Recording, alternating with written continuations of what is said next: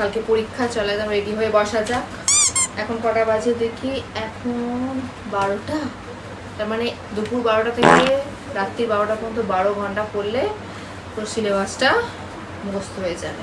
এর আগে তো খুলেই দেখিনি বইটা। ফোনটা এখানে থাক, জলের বোতল নিয়ে নিয়েছি। সবই তো বড় কোয়েশ্চেন, ছোট কোয়েশ্চেনগুলো কোথায় গেল? চেপাটা ছিল নাকি? ঠিক আছে, প্রিয়াকে ফোন করো তো। আরে এই যে এই পেজ নাম্বার, এটা চ্যাপ্টারটা ছিল নাকি? হ্যাঁ ছিল তো। ও না না না, এই তো পড়ছি। আমার ওই চ্যাপ্টারটা আমার আগে পড়া হয়ে গেছে। হ্যাঁ হ্যাঁ হ্যাঁ, ঠিক আছে। পরীক্ষার আগের দিন এই সব শখ ভাবা যায়, আর কি করব? এই চ্যাপ্টারটা বাদ দিয়ে দিতে হবে। চলো এটা থেকে স্টার্ট করি। মনে করা হয় যে, মনে করা হয়,